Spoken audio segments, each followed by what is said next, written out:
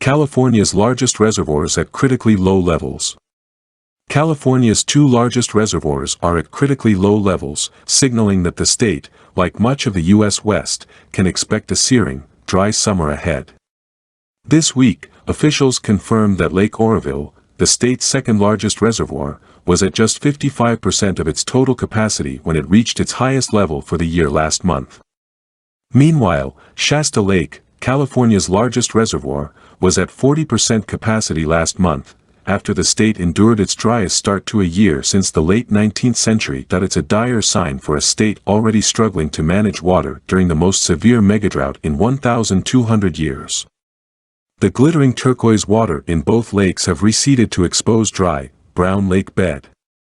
Dramatic visuals compiled by the Department of Water Resources contrast images of an abundant Oroville in 2019 with this year, when officials say the lake show a shocking drop in water levels. Only 5 years ago, in February 2017, Oroville was so full that millions of gallons of water eroded the main spillway of its dam, which is the tallest in the U.S., forcing evacuation of nearly 200,000 residents downstream. This year, millions in the state are already subject to unprecedented water restrictions, and many in rural areas are expecting their wells to run dry within months, if not weeks. I feel I might have become a bit numb to both the numerical records and then the scenes of drought, said John Abatzoglou, a climatologist at the University of California, Merced.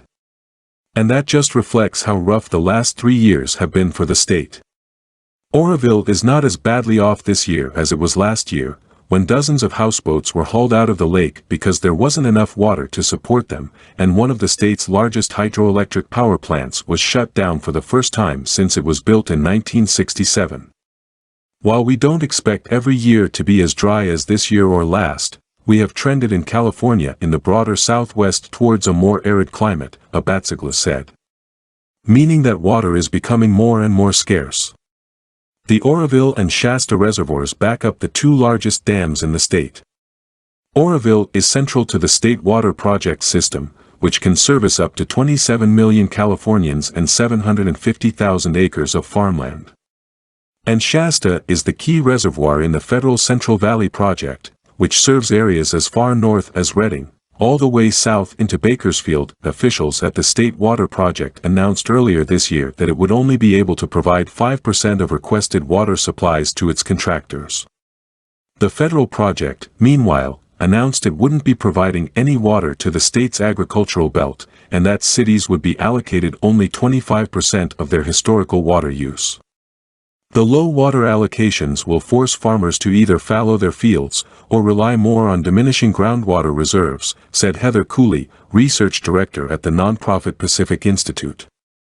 The implications will trickle down to rural residents across California, many of whom have seen household wells tap out in recent years, she said. Officials are also concerned that the reservoirs will be too shallow and hot for aquatic life this year. In an effort to protect endangered winter-run Chinook salmon, the Bureau of Reclamation and the Department of Water Resources are seeking to install temporary chilling units at Shasta Dam to cool the water flowing into a national fish hatchery. State and federal agencies will take a conservative approach to water management amid the drought, said Carla Namath, Department of Water Resources Director. We need to be prepared for a hotter, drier future brought on by our changing climate.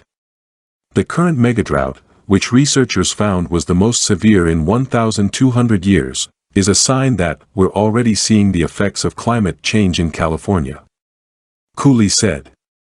And we know that those effects are only going to get worse.